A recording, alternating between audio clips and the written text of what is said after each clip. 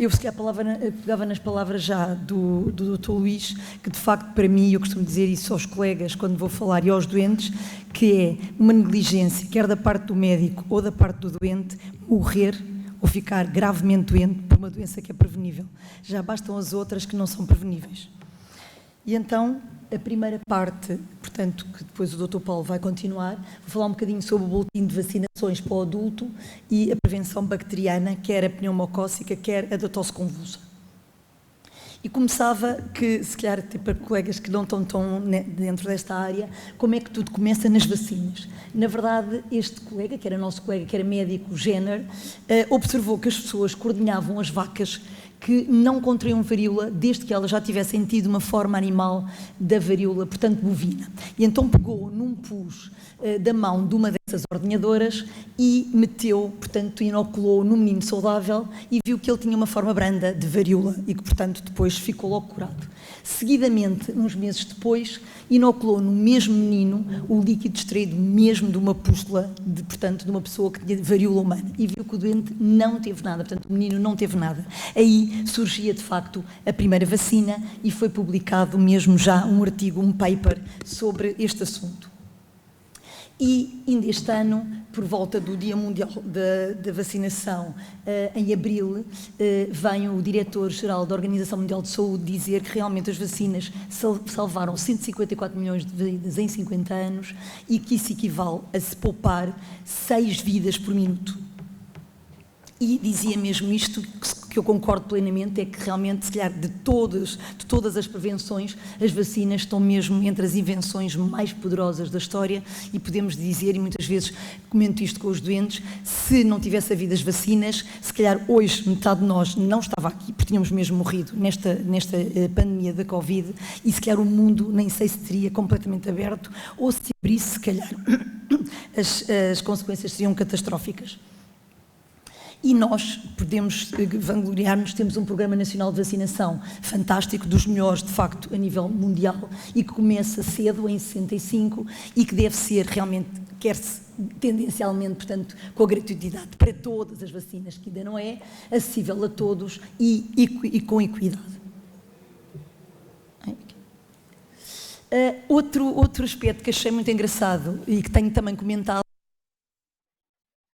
não vão usar antimicrobianos e, como tal, a resistência antimicrobiana, portanto, acaba por diminuir, que é mais outro flagelo do nosso século e, portanto, acaba por também ser, secundariamente, mais um efeito benéfico das vacinas para a comunidade científica.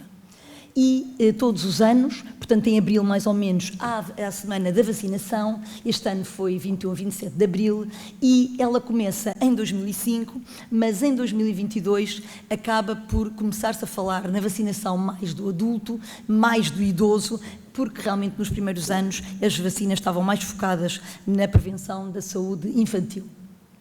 E neste lema de ser uma saúde para todos, numa ação concertada mundial, e que começa na Organização Mundial de Saúde, eles fazem 4 bandeiras-chaves que querem para os próximos 5 anos, que é de facto a saúde mental, cada vez mais tem-se falado agora com o Covid, tem aparecido mais a saúde mental, que vimos agora com a literacia, portanto um empoderamento também dos próprios doentes através da literacia e até da saúde digital, comportamentos saudáveis, que já vem de há muito tempo, mas que estão agora mais enfatizados, quer da dieta, do exercício físico, de redução, portanto, da poluição também do ambiente e realmente uma agenda muito completa de imunização até 2030.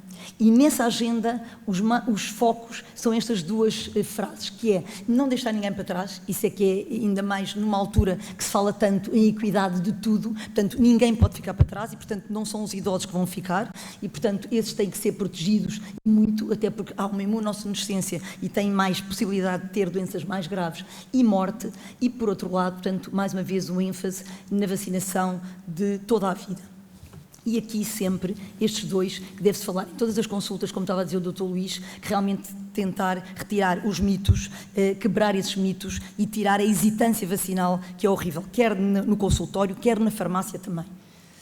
E realmente este ano atingimos o que não queríamos, que era as pessoas com 65 e com a idade superior a 65 ultrapassam os jovens. E, portanto, estamos a caminho de um envelhecimento que queremos que seja saudável e já aqui em 2022, e cada vez há mais congressos nesta área, junto com a Organização Mundial de Saúde, a Organização Pan-Americana, já fez, de facto, um congresso em que estava tudo a caminhar para uma melhor imunidade, a caminho de uma longevidade natural, saudável e, portanto, mais do que dar anos à vida, é ter, de facto, vida aos anos.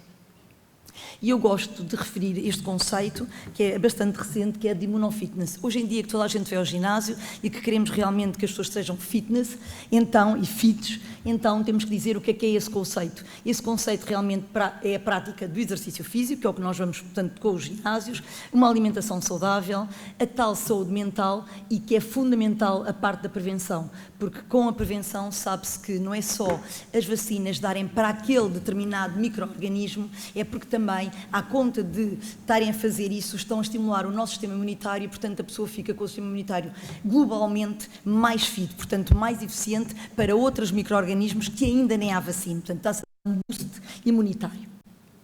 E, portanto, temos que ter este boletim, há que pensar nele e fazê-lo na nossa consulta e, para terminar este boletim vacinal do adulto, posso dizer que há 2 dias foi o Dia Internacional do Idoso e que li este artigo com muito gosto, que é aqui do Porto, portanto, homenagem ao Porto, que é onde deu este congresso, em que, de facto, o professor João Vasco Santos alerta que é o contrário, que há um valor monetário de envelhecer com saúde e que, de facto, a diferença entre ser um idoso de boa saúde ou má saúde representa 19% do PIB por capita entre os 65 e 74 anos e 27% na população entre os 75 e 84 anos.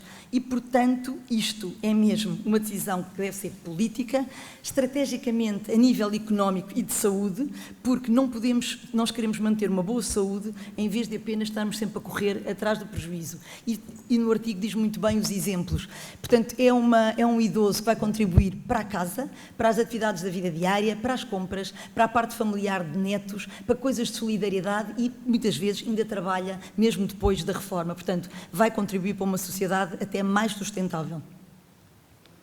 E, portanto, eu acho que é dar o exemplo, porque realmente nada se diz falando, temos de dar o exemplo. Portanto, os profissionais de saúde devem estar eles próprios vacinados, continuar a vacinar sempre os doentes em toda a consulta, portanto, eu tenho precisamente alertas no computador e cada vez mais há vários programas em que vem isso para saber quando é que se tem que voltar a vacinar e, sobretudo, não hesitar. E eu costumo dar o exemplo, mas depois na próxima consulta, doutora, não há próxima consulta, como se você hoje diz, se calhar não vai chover, não é que chove. E até digo, olha, as alterações climatéricas estão tão más e você pensa que não vai chover e vai chover. Igualmente os vírus e as bactérias também já não são o que eram, portanto, vêm até fora da época. Portanto, se você não leva o guarda-chuva, o que é que lhe vai acontecer? Vai-se molhar tudo. Isso é uma doença que pode ir para os cuidados intensivos e morrer. E, portanto, mas eu mesmo assim ainda me constipo. Não, é muito diferente constipar-se do que apanhar uma pneumonia grave ou uma gripe grave. Porquê? Porque é como ter umas gotinhas do seu guarda-chuva ou estar todo molhado. Isso é a grande diferença. E como pequenos exemplos, portanto, os doentes acabam por perceber realmente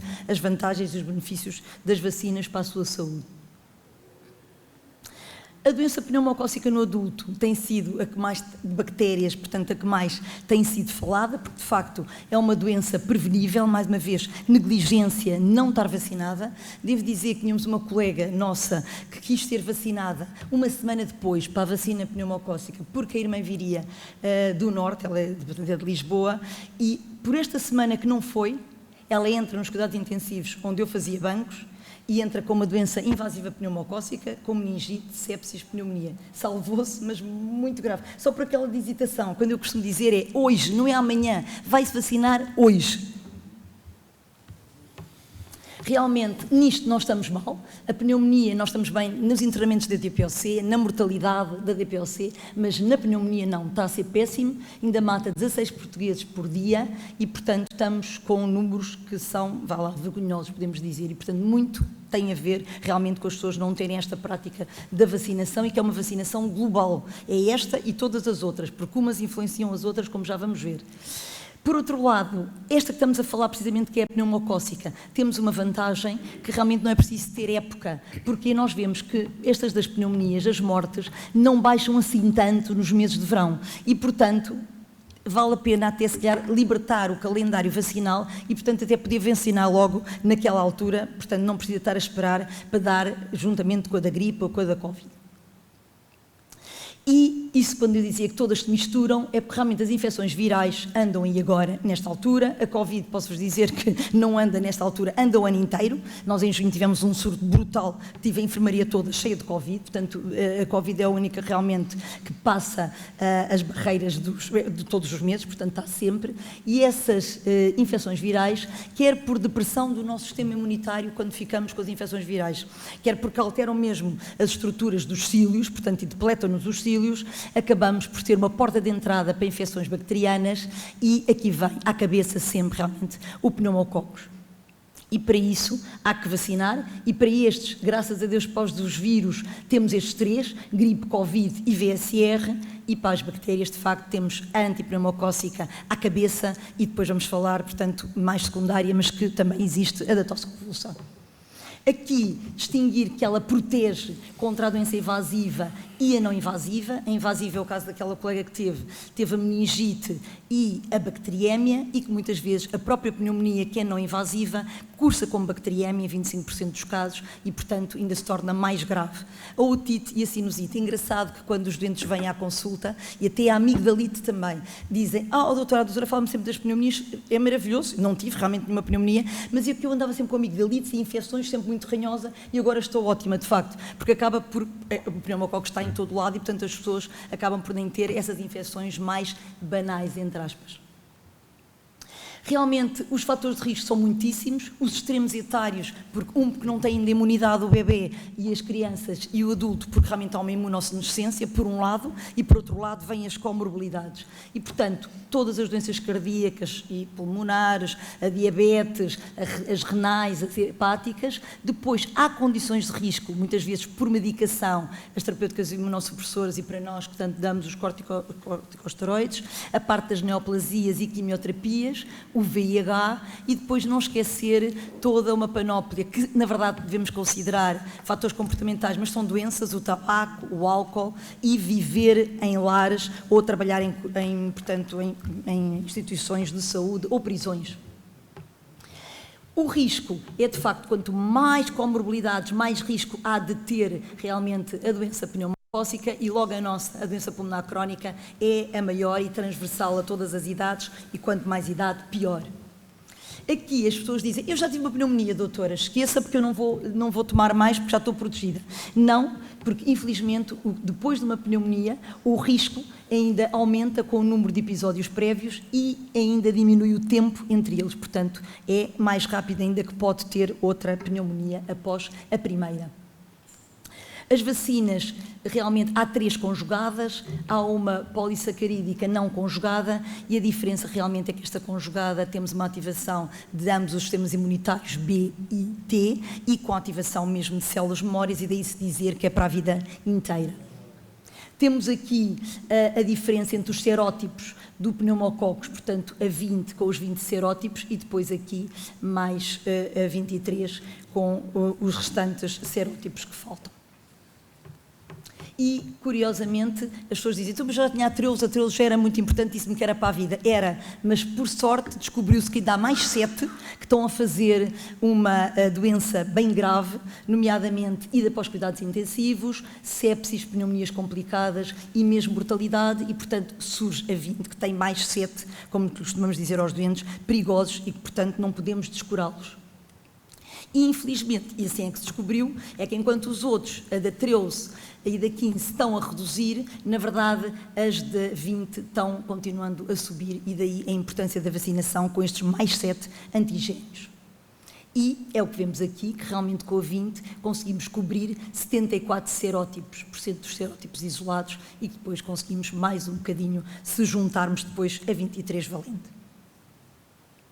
A NOC está antiquada, de facto, que está atualizada em 2021, mas, de qualquer forma, é que se rege no nosso Serviço Nacional de Saúde e nos cuidados primários, em que aqui temos a gratuitidade e aqui o esquema vacinal, realmente pós-imunocompetentes, portanto, pelo SNS, comprando, sendo gratuito, eles só irão dar a 13 e seguida 6 a 12 meses seguintes da 23. No caso dos nossos doentes, são os insuficientes respiratórios crónicos em programa do LD, ou as doenças, insuficiências graves com PaO2, hipoxémia e FEV1 grave e muito grave.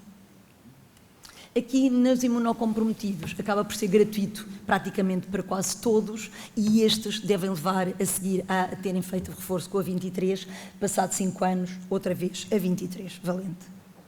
Mas isto, portanto, é a nível do SNS, da gratuitidade dos centros de saúde. No caso de, portanto, se poder comprar nas farmácias, é o que pretendemos para uma saúde global melhor dos nossos doentes.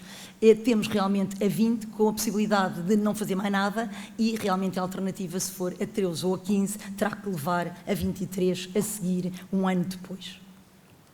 Temos que os próprios médicos de saúde pública também fizeram o seu documento a aconselhar, têm o serótipo 8 e o 11A a mais e que são altamente produtores de resistências bacterianas e de mortalidade e, portanto, vêm trazer um reforço muito grande e com a revisão que eu disse, que é, independentemente do que seja, ou um adulto não vacinado levar logo a 20 e está despachada, ou os outros que já fizeram anteriormente, que os doentes perguntam, mas eu já fiz a 13, já fiz a 23, já fiz todas. Sim, mesmo que tenha feito, portanto, levar um ano a seguir portanto, agora a 20 valente.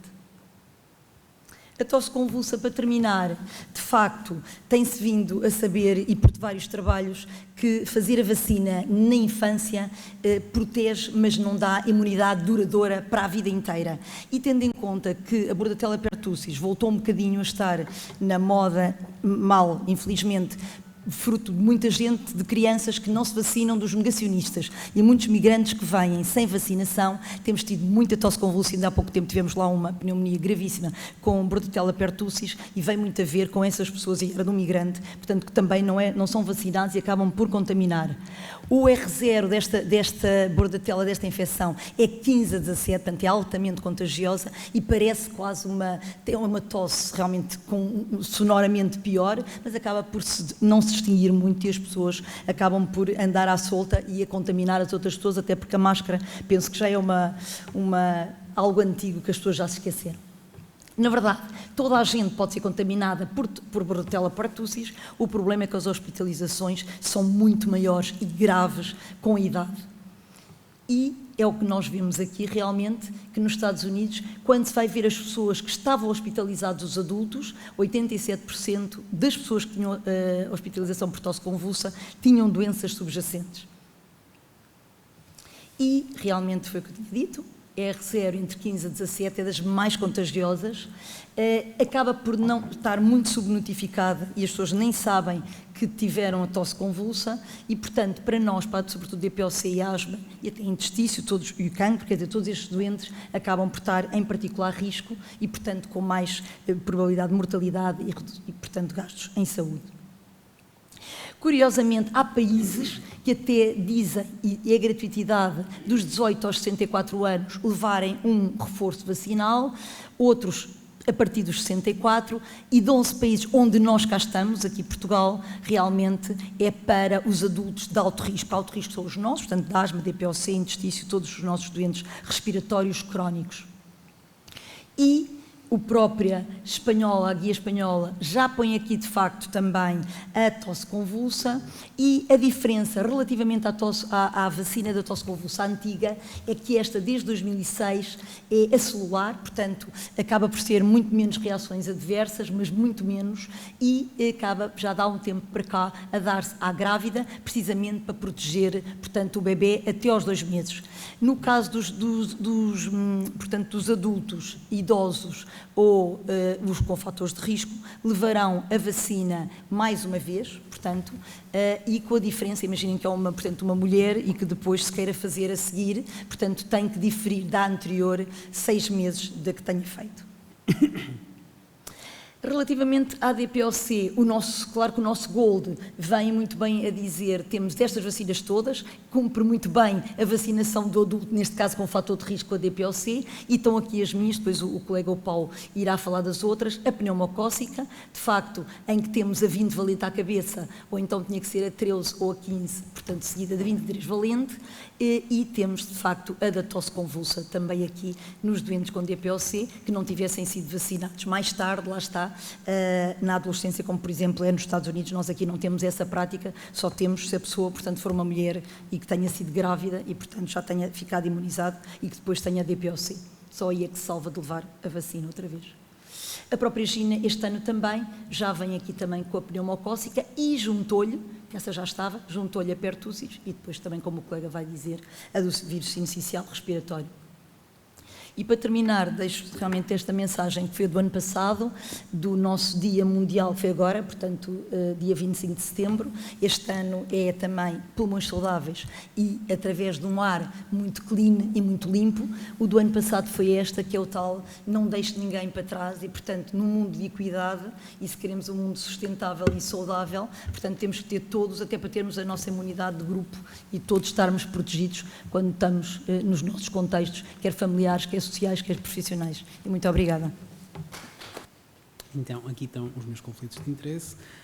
Eu ia propor dividirmos a apresentação em 3 partes, ou seja, primeiro falarmos um bocadinho de quem é o adulto de risco, depois qual é o impacto das infecções víricas no adulto de risco. Aqui selecionei Covid, gripe e infecção por vírus sincicial respiratório e depois como é que vamos fazer a prevenção dessas infecções.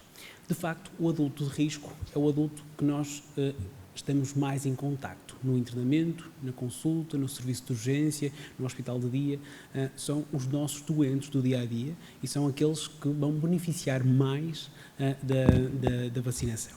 Eles são de risco por inúmeras razões, nomeadamente por alterações típicas da senescência, ou seja, do envelhecimento. E o envelhecimento aqui nas infecções víricas atinge 2 sistemas importantíssimos. O sistema imunitário, aqui com a imunossenescência a reduzir de forma significativa a resposta inata e adaptativa, e isso vai fazer com que haja uma resposta mais frágil à infecção e também uma resposta menos imunogénica à vacinação. Depois, o próprio sistema respiratório também envelhece, ou seja, há uma dinâmica respiratória mais fraca, há menos elasticidade, há menos reflexo da tosse e, portanto, há também um risco maior de infecção. Isto são, realço, alterações normais do envelhecimento. E conseguimos ver o poder da idade exatamente neste gráfico, que são dados do VCR-Net, que é uma base de dados dos Estados Unidos, que tem aqui dados de 2016 até 2020, e nós conseguimos perceber que as hospitalizações associadas ao VCR aumentam de forma muito significativa com a idade. Aqui também com dados da Fundação Portuguesa do Pulmão conseguimos perceber que em 2022 a gripe teve um impacto muito mais significativo nos indivíduos mais idosos, nomeadamente nos internamentos e nos óbitos. E também no boletim de vigilância epidemiológica do INSA consegue-se perceber exatamente isso, ou seja, os idosos e aqueles com comorbilidades são o público que está mais internado nas enfermarias e obviamente também acontece isso nos cuidados intensivos. Na Covid-19, de facto, o risco de mortalidade por Covid-19 aumenta cerca de 6 a 10 vezes mais nos indivíduos idosos e, obviamente, que este risco também é superior nos indivíduos que têm comorbilidades. Aqui, nesta tabela, conseguimos perceber pela Organização Mundial de Saúde, a ECDC, que a idade e várias doenças que estão presentes nos nossos doentes do dia-a-dia são considerados fatores de risco importantes para a Covid-19 grave. E aqui, neste estudo que foi publicado em 2022, conseguimos perceber que nos adultos hospitalizados por infecção por VSR, durante 4 épocas sazonais, mais de metade tinham doença cardiovascular, que é a nossa principal causa de morte, e também metade tinham doença respiratória crónica. E mais de 90% tinham pelo menos uma condição subjacente que é importante e que torna a infecção mais grave. Mas reparem que aqui, numa análise por grupos etários, conseguimos perceber que dentro do mesmo grupo etário, por exemplo, entre ali os adultos dos 65 aos 74 anos, o facto de terem comorbilidades aumenta o risco de gravidade mais 11 vezes do que aqueles sem comorbilidades. Para além das alterações típicas do envelhecimento e das comorbilidades, existem outras coisas que são as síndromes geriátricas, que são condições muito típicas nos indivíduos mais idosos e que aumentam muito o risco e agravam muito o prognóstico nas infecções víricas. Aqui eu pus a tríade mais falada na geriatria, que é a fragilidade, a malnutrição e a sarcopenia.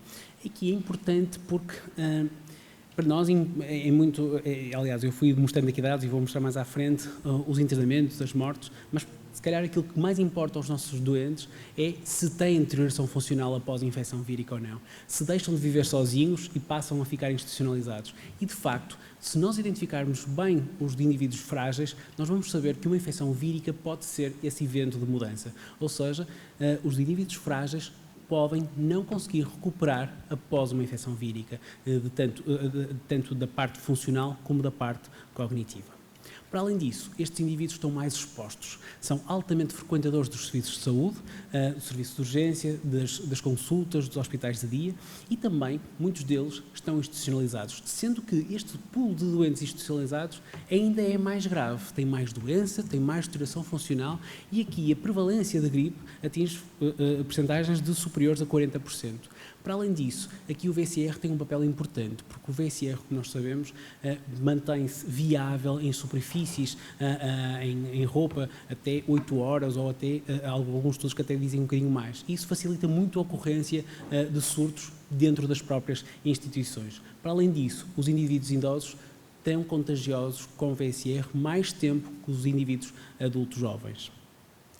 Ainda para complicar mais, tipicamente, a doença aguda apresenta-se de forma atípica, ou seja, os doentes idosos têm menos sintomas respiratórios, têm menos febre, muitas vezes o quadro clínico é dominado por sintomas das doenças crónicas, a insuficiência cardíaca é um bom exemplo disso, e muitas vezes os sintomas vão acontecer no elo mais fraco do idoso, ou seja, muitas vezes a parte cognitiva, confusão, incontinência urinária, quedas, e portanto isto leva também ao subdiagnóstico.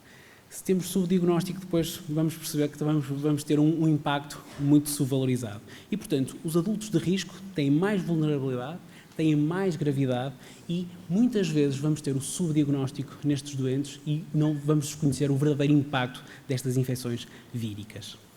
E, relativamente ao impacto, perante aqueles que têm os sintomas respiratórios altos, é difícil distinguir entre os diversos vírus e, portanto, isto ainda é mais outro fator que complica o diagnóstico. Para além disso, nós não temos sempre acesso à testagem de rápido acesso e, portanto, muitas vezes nós temos dificuldade em fazer esse diagnóstico.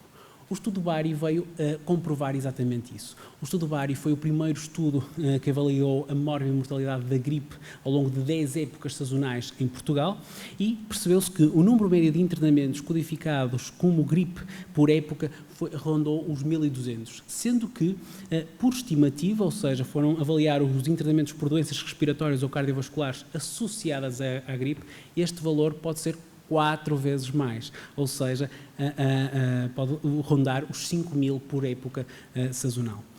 Neste estudo também conseguimos perceber que os indivíduos mais velhos e com mais comorbilidades têm mais demora média, têm mais internamento, têm mais mortalidade, têm mais necessidade de oxigenoterapia. E que a mortalidade que estava registada e notificada como 0,7, que era o número médio de óbitos por ano de 0,7, pode ser 32 vezes superior se avaliarmos os internamentos associados à gripe. E aqui os dados do Eurostat, em termos da Europa, também revelam um impacto, ainda que subnotificado, com certeza, bastante relevante na Europa e, obviamente, com uma taxa de mortalidade superior nos indivíduos com mais de 65 anos. A Covid, todos nós aqui estamos muito preparados para falar da Covid, porque assistimos na primeira pessoa como é que se desenrolou a pandemia de Covid, mas ainda existe. Nós às vezes esquecemos disso, ou seja, os dados de novos casos e de mortes desde o início de 2024 em Portugal ainda são bastante relevantes. E em dezembro de 2023, por exemplo, ainda foi responsável por mais de 23.000 internamentos só nos Estados Unidos da América. Em termos de VCR, isto é uma revisão sistemática que foi realizada em 2023 e percebeu-se que o número de mortes é variável, ainda assim é significativo, sendo que a prevalência real de internamentos provavelmente é 2 vezes superior àquilo que está relatado na literatura. Também os dados do INSA mostram que o VCR é responsável por até 1/5 dos vírus identificados, sendo que, obviamente, tem uma prevalência ainda muito mais em circulação na época sazonal de novembro a fevereiro, mais ou menos. Mas, de facto, nas pessoas que se interessam mais pela geriatria, pelos doentes idosos, isto é mais relevante ainda, ou seja, os doentes idosos muitas vezes não têm medo de morrer, têm medo de ficarem incapacitados. E isto é, de facto, talvez o meu maior argumento para vacinar os meus doentes e falar-lhes disso, ou seja, têm efetivamente medo de ficarem dependentes. Nomeadamente, o impacto aqui pode ser mesmo multidimensional, ou seja, há descompensação de doenças crónicas, uma infecção vírica pode ser uma subida na estratificação das doenças respiratórias, nomeadamente, há maior risco de complicações cardiovasculares, sabemos que doentes com gripe e com VSR têm um risco mais ou menos 8 vezes superior de ter um infarto nos primeiros 3 a 5 dias e esse risco mantém-se elevado durante pelo menos um ano. O risco, por exemplo, de AVC é 10 vezes superior. Depois, há risco de complicações associadas ao internamento. Os doentes que estão internados têm maior risco de queda, maior risco de imobilidade, de perda de massa muscular, de perda de força muscular e isto pode ser mesmo a diferença entre viver sozinho e ficar institucionalizado. Uma infecção vírica aparentemente normal que não leva à morte. E, para além disso, tem muito mais risco de delírio e de deterioração cognitiva. E, portanto, obviamente que isto também vai aumentar muito o impacto económico nos sistemas de saúde. E, de facto, isto não é só visível no dia-a-dia, na nossa prática clínica diária. Isto é visível também na literatura. Reparem que neste grupo, neste artigo que foi publicado e que avaliou os doentes através do índice de Bartel, que é uma escala que avalia as atividades básicas de vida diária, percebeu-se que cerca de 23% dos idosos tinham uma queda de 10 pontos nesta escala após 30 dias do internamento, sendo que esta deterioração funcional era catastrófica, ou seja, mais de 20 pontos nesta escala em 12,5% dos idosos. Também nos doentes que são internados por VSR se denota esta deterioração funcional, sendo que em cerca de 1/3 destes doentes esta deterioração é irreversível, não volta para trás, os doentes ficam mesmo dependentes. E, portanto, já percebemos que temos pessoas muito doentes, já percebemos que temos um impacto bastante significativo das infecções víricas e, portanto, não há nenhuma razão para não procedermos à prevenção. Sabemos que, e aqui já falamos durante esta tarde muitas vezes da oportunidade, aqui o conceito de oportunidade, e a professora Paula também já falou disso, é fundamental, é hoje, é naquele momento, e não só a vacinação, mas também a literacia em saúde. E aí, permitam-me só discordar um bocadinho do nosso presidente, o professor José. Eu acho que os médicos são também veículos importantes de literacia em saúde e podem ajudar muito na promoção da saúde e em explicar aos doentes o impacto das infecções víricas. Sendo que, infelizmente, por exemplo, relativamente ao VSR, não se consegue, ainda a literatura diz que mais de 50% dos profissionais de saúde não reconhecem o VSR como um agente importante de doença no doente idoso. E isso é uma falha que nós temos que corrigir. Nós sabemos que os nossos internamentos no inverno estão cheios de doentes com VSR. Sabemos que estes doentes demoram mais tempo a sair do hospital e que têm um impacto importante na sua qualidade de vida. Portanto, a vacinação ainda é a estratégia mais eficaz e mais segura na prevenção, nomeadamente da gripe. E esta é a nova campanha que foi lançada agora no dia 20 de setembro, da campanha de vacinação sazonal contra a gripe. Aqui os grupos que estão recomendados não mudam muito do ano passado. Sabemos que a vacinação contra a gripe é recomendada a todos com mais de 60 anos e naqueles com menos idade nos grupos de risco, ou seja, com doenças, coabitantes de doentes, profissionais que trabalham em instituições de saúde, grávidas e é isso. Aqui a vacinação recomendada, então, recomendada nestes grupos, realço que, provavelmente, se nós formos mesmo atentos a estes quadros, nós vamos vacinar toda a gente. Não há ninguém que não tenha um contacto repetido com doentes idosos, com doentes de risco, com doentes que beneficiem de prevenir a sua gripe. Para além disso, em termos de doenças, as doenças para os quais a vacinação está recomendada são um conjunto de doenças bastante relevante.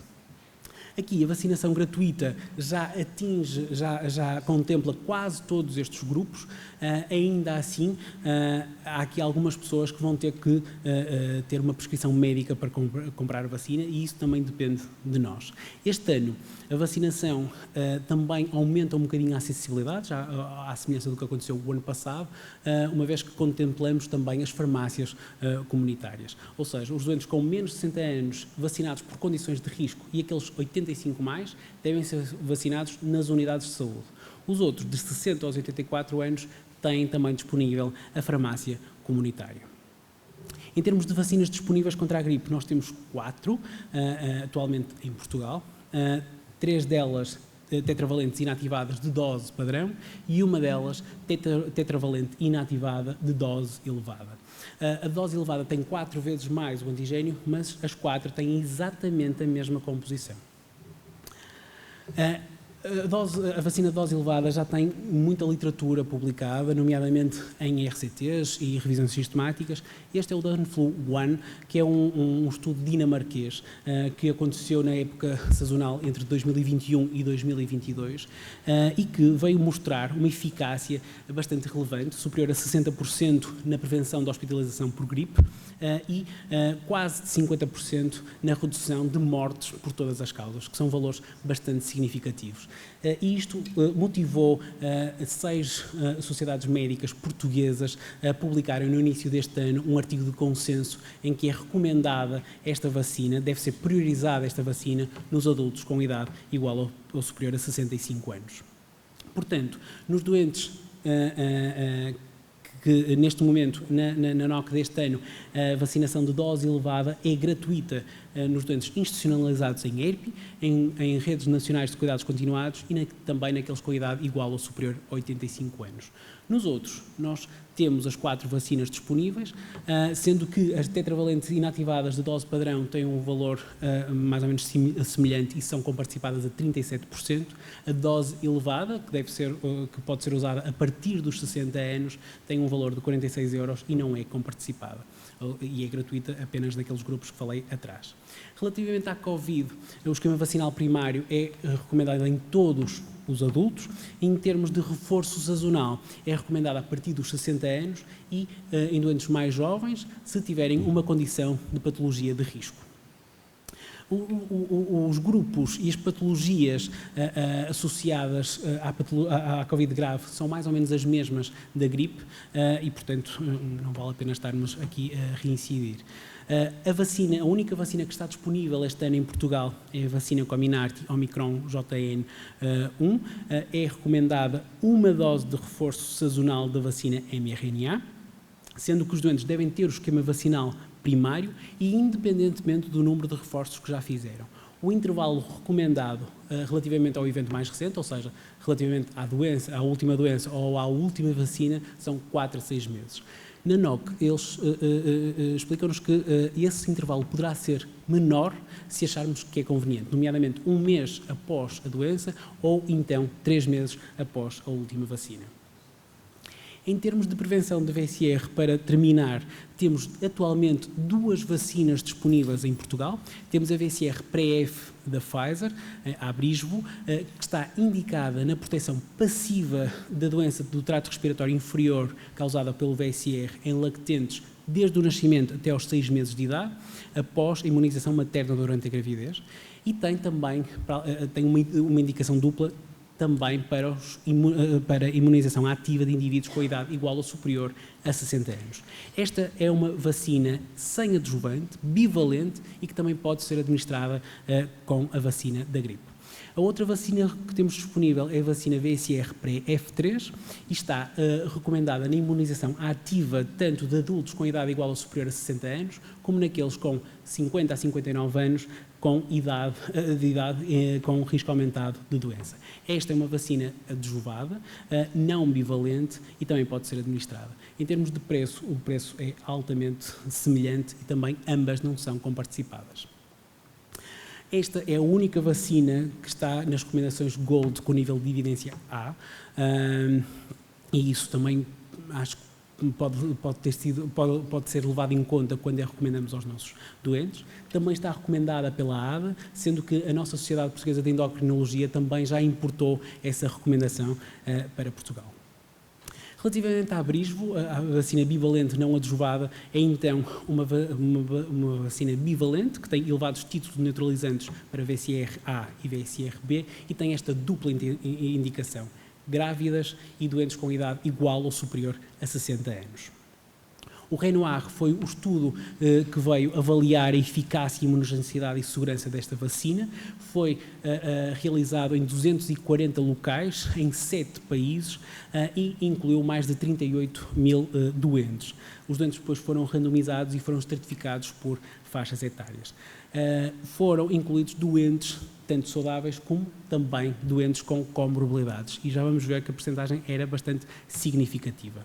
Esta é a timeline do Renoir, ou seja, incluiu 2 épocas sazonais, e aqui, em termos de grupos, tanto o grupo placebo como o grupo da vacina são bastante semelhantes, sendo que ambos têm uma percentagem bastante significativa de doentes com comorbilidades importantes. Em termos de efeitos adversos, as percentagens foram muito semelhantes entre os 2 grupos. As reações locais e sistémicas foram de intensidade ligeira a moderada, sendo as mais frequentes a dor no local de injeção e a fadiga. E, portanto, parece-nos ser uma vacina segura e com um perfil de segurança bastante favorável. Em termos de eficácia da vacina, aqui ao longo das 2 épocas, é uma vacina altamente eficaz. Obviamente que a Covid já nos veio habituar a estas altas percentagens de eficácia, mas que na época 1, para a doença com 3 ou mais sintomas, a eficácia rondou os 90%, sendo que na segunda época baixou um bocadinho para os 80%, mas manteve uma eficácia cumulativa de 80%, de cerca de 80%. E isto é uma eficácia extremamente alta e extremamente significativa.